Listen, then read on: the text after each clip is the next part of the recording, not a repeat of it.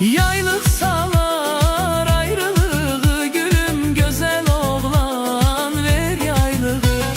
Yaylık salar ayrılığı, yarcan güzel oğlan ver yaylığı.